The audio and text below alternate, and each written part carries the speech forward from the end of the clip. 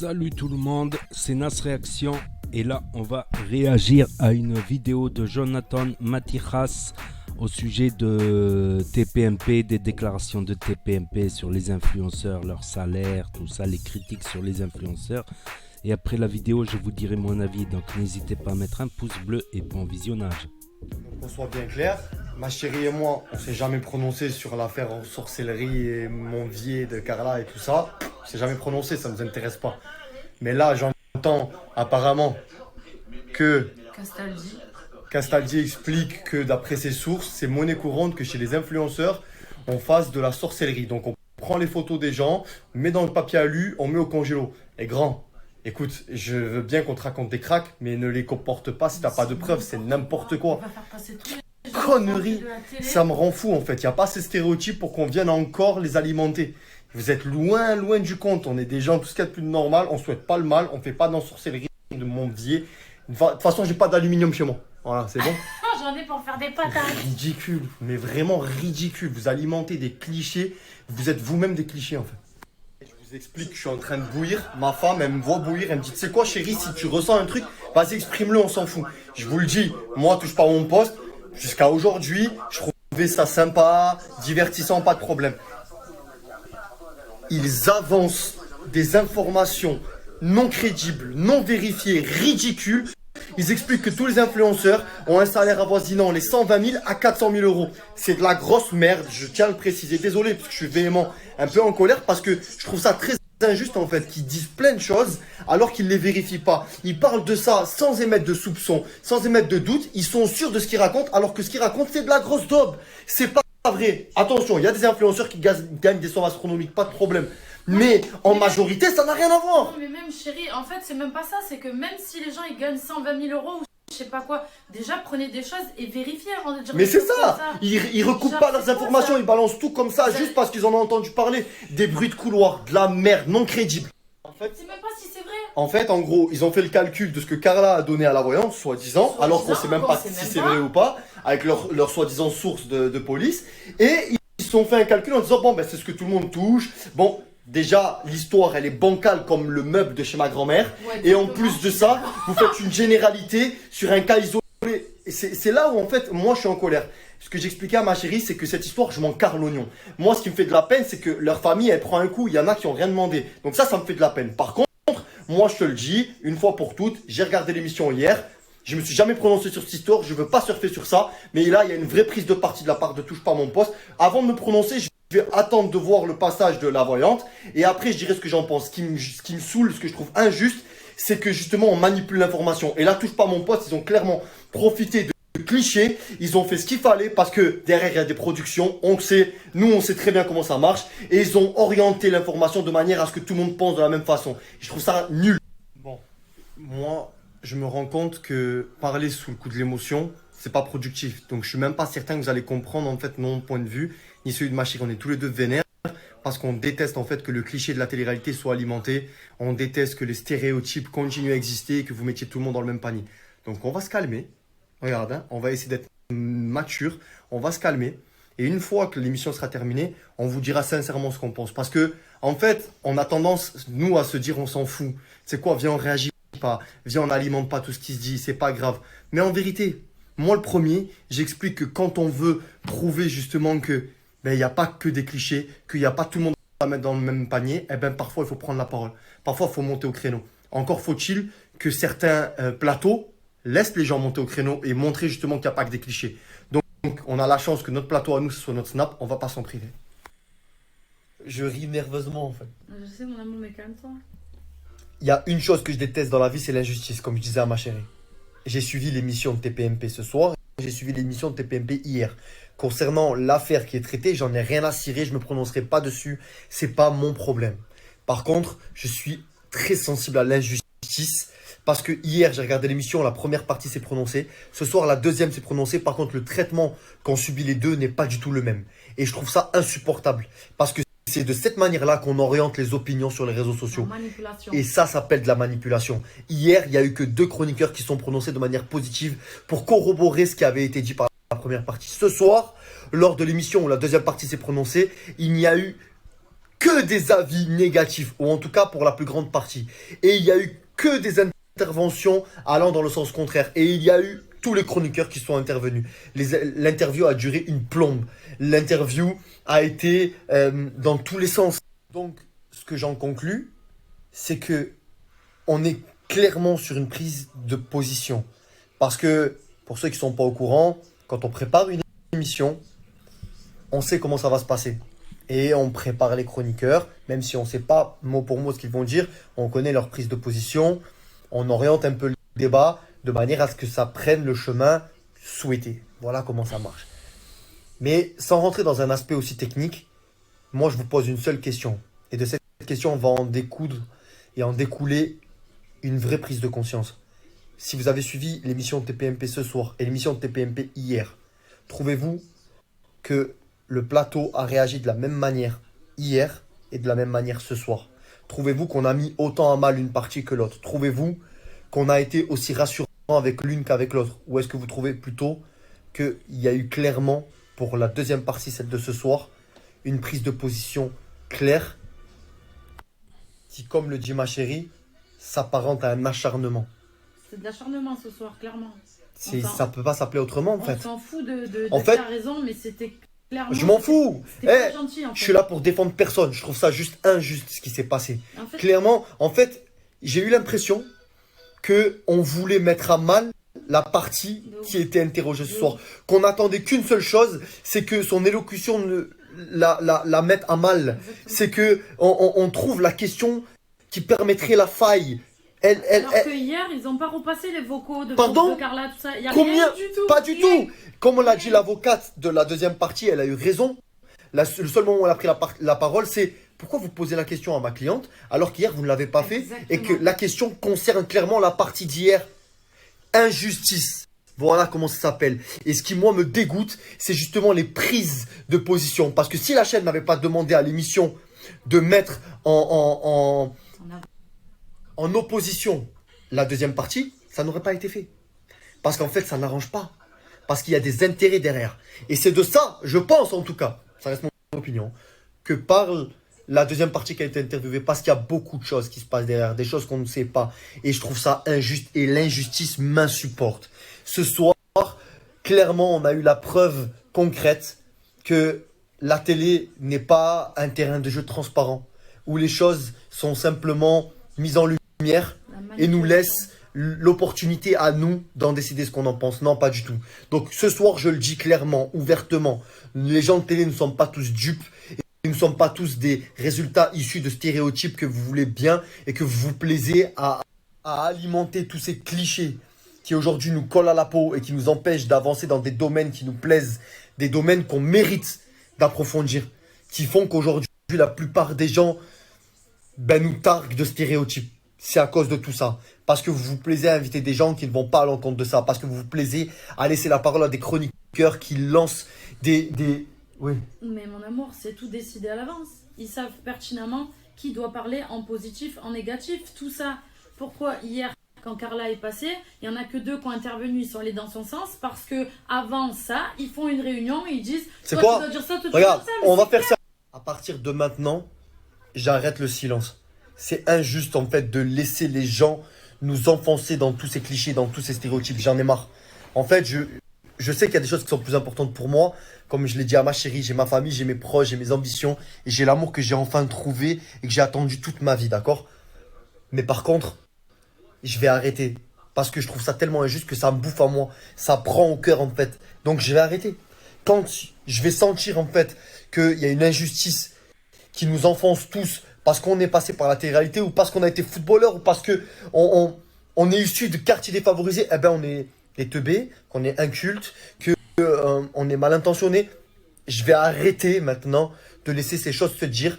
Moi, je vais prendre la parole maintenant et je vais aller en l'encontre de tous ces clichés, de toutes ces personnes qui prennent la parole sans preuve et se prononcent sans nuance, comme si elles étaient certaines de ce qu'elles disaient. C'est ce qu'ont fait les chroniqueurs ce soir et je peux plus être d'accord. C'est notre faute, le silence n'est pas toujours une réponse intelligente. L'intelligence est de lutter contre l'injustice en employant les mêmes armes par lesquels on se fait matraquer de clichés. Je ne suis personne, juste quelqu'un qui déteste l'injustice. Et comme il est injuste de subir de pareils stéréotypes, d'être jugé par des incompétents dont le métier est censé être de vérifier ses sources, entrecoupées les informations puis nuancer les propos, je ne veux plus garder le silence face à tout ce qui me révolte. Jusqu'à maintenant, je relativisais car l'important pour moi se résume à ma famille, mes proches et l'amour que je vis après l'avoir attendu toute une vie. Néanmoins, je refuse à présent de me laisser marcher dessus par une politique médiatique orientée, manipulée. Bon, cette soirée, elle était, comment dire, Je suis fatiguée. éprouvante. On a débattu. C'est une accumulation de choses que De tu ouf. gardes parce que tu entends plein de choses sur les gens de la télé, des ci, C'est des là, des fatigant. machins. Et à un moment donné, Mais ça y est, franchement, Ça y en est, tout cas, moi c'est j'ai bon. pris une décision, c'est que je garderai plus silence, en tout cas quand ça vaut la peine. Mais là, pour maintenant, mon cœur, j'ai envie qu'on se détende la nuit. Et de base, c'est pas censé. Donc oui, j'ai entendu dire, pas qu'une fois, que Cyril Hanouna, il a des intérêts avec tel network d'influenceurs, Shannon, tout ça, d'autres aussi. Donc ouais, pour eux, peut-être augmenter le succès des influenceurs en disant des salaires faramineux. Mais comme on dit toujours, être footballeur, c'est pas forcément être Cristiano Ronaldo, Léo Messi et toucher des milliards. Non, le footballeur moyen de première ligue ou de deuxième ligue, il touche un petit salaire. Voilà, il espère augmenter par la suite, tout ça. Voire même des footballeurs de National 1 qui travaillent à mi-temps, qui sont bouchés le matin et ils ont un salaire de footballeur l'après-midi. Mais c'est pas la première fois que TPMP raconte beaucoup de conneries. C'est pas la première fois. Et sur des sujets que je suivais vraiment assidûment, on va dire, que je maîtrisais de A à Z. En fait, ce que j'ai capté de TPMP, c'est qu'ils surfent sur le buzz, tout simplement, pour faire de l'audimat, pour faire des pubs, de l'argent. C'est comme des influenceurs TPMP. Ils surfent sur le buzz. Mais chaque émission, il y a 3, 4, 5, 6 buzz. Tu vas pas me dire qu'ils maîtrisent tous les sujets, en fait. Certains sujets, ils ne les maîtrisent pas du tout. Ils les ont survolés. Ils ont pris juste quelques informations par-ci, par-là. Mais ils connaissent pas le fond du problème. Par exemple, l'affaire Marvel Fitness, qui était une affaire beaucoup plus complexe. Ils l'ont résumé. C'est une insulte à la justice, on va dire. C'est une insulte à la justice parce que la justice, elle a fait sortir de prison justement Marvel Fitness, John Coffey, donc John Anabou. Donc en fait c'est une insulte à l'intelligence. En fait c'est comme certains youtubeurs qui surfent sur les buzz et qui les maîtrisent pas forcément. Parce que, ok, t'as le monde du fitness, t'as le monde du YouTube game. Demain, il va y avoir un problème dans le gaming entre des influenceurs gaming qui vont se taper dessus. Ben, ils vont passer à TPMP. Mais TPMP, qu'est-ce qu'ils connaissent du gaming? Demain, ça va être du football. Pas tous sont passionnés de football. Demain, ça va être un buzz sur le rugby. Ils vont devenir rugbyman. Demain, ça va être sur le handball, sur la danse classique, sur le patinage artistique. Et ils vont être là. Ils vont te parler de patinage artistique. En fait, ils surfent sur le buzz, mais ils ne maîtrisent pas du tout les sujets. Et plusieurs fois, j'en ai eu l'exemple. Ils ne maîtrisent pas Ils survolent. Ils survolent le sujet pour en parler, pour faire du buzz, de l'audimat. Comme tout bon youtubeur ou snapchatteur, instagrammeur, certains survolent complètement, ne connaissent pas le fond du problème de A à Z, tout ça. Voilà, et souvent ça finit par des grosses aberrations. Tout simplement. C'est comme l'histoire des salaires. C'est pas tous les influenceurs qui gagnent 100 000, 200 000, 400 000, mais loin de là. Certains même assez gros influenceurs ne touchent que 1 000 € par placement de produit. Et s'ils en font 2-3 par semaine, et s'ils vivent en France, il faut qu'ils payent entre 30 et 40% d'impôts. Impôts, taxes, cumulés, tout ça, tu vite entre 30, 35, 40% de taxes et impôts, charges, cotisations, tout ça. Donc, il y a même des petits influenceurs, enfin petits, ils sont connus, ils ont des fanbases et tout, qui sont là, ils sont entre 400, 500 € par placement de produit, voire Voire certains, c'est juste 100, 150 euros par placement de produit. Voilà, faut arrêter de dire, alors que c'est des gens assez plus ou moins connus. Dans leur domaine, on va dire, ils sont connus. Donc demain, l'autre, il est dans le monde geek, des téléphones portables, et ils vont juger des revues, des tests de téléphones portables. Ou l'autre, il fait des vidéos tests d'ordinateur, ils vont dire, ouais, il a mal fait le test. Ils savent tous, c'est impossible. En fait, ils surfent sur les buzz TPMP et ils survolent. Après, concernant le cliché, oui, il y a le cliché. C'est sûr que la coiffeuse, elle n'a pas fait des études physiques moléculaires en haute chimie atomique. Oui, oui, disons-nous la vérité. Une coiffeuse n'a pas fait un doctorat en droit, un doctorat, une licence en droit, ni un doctorat en histoire qui va te raconter les dynasties mérovingiennes, capétiennes. Non, une coiffeuse en général, elle est pas, elle est faite pour coiffer, pas pour voilà. Même un footballeur, il n'a pas un doctorat en physique moléculaire de physique et chimie. Oui, il n'est pas non plus ingénieur.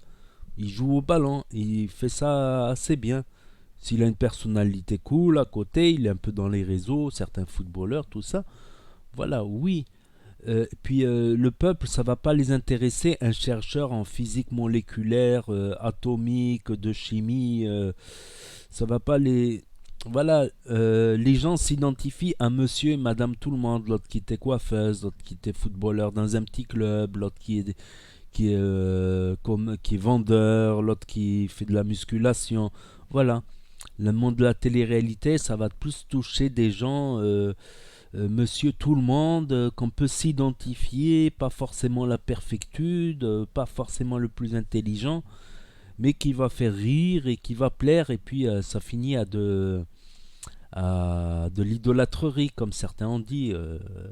À force de suivre quelqu'un, c'est pas de l'idolâtrie, mais à force de suivre des personnes sur les réseaux sociaux, c'est comme si tu les connaissais. Moi, j'ai rencontré des gens que je suivais. C'est pas. J'avais pas l'impression que c'est la première fois que je le vois. Je suivais des gens depuis des années sur la musculation. J'avais l'impression que c'était pas la première fois qu'on se voit. Or, c'était complètement la première fois qu'on se voit. La personne, elle a été gentille, l'influenceur a été gentil, il m'a accordé 10 minutes, un quart d'heure à discuter. On a fait une petite vidéo, tout ça. Et franchement, j'avais cette impression que je le connais depuis des années. J'avais même l'impression quand je l'ai vu qu'il allait me reconnaître presque. Alors que pas du tout, c'est moi qui le connais, c'est pas lui qui me connaît. Donc après quand il a vu mon regard, il me regardait et puis après moi je suis allé discuter avec lui et tout ça. Donc oui, après le succès il découle de là, c'est à force de voir les gens, de les suivre à la télé, sur les réseaux, tu t'attaches comme amicalement. Je dirais pas de l'idolâtrerie, quoi qu'il y en a, oui, il y en a, ils vont jusqu'à de l'idolâtrerie. Des fanbases, il y a fans, idolâtres, voilà, et celui qui suit, qui a presque une relation d'amitié avec son influenceur, tout simplement. Et des fois des dédicaces, des trucs comme ça renforce encore plus ce lien d'amitié entre l'influenceur et son followers, comme on dit. Donc, ouais, sinon pour résumer, ouais, TPMP, ils abusent. T'as même des influenceurs qui galèrent, qui font des placements à 500 euros le produit.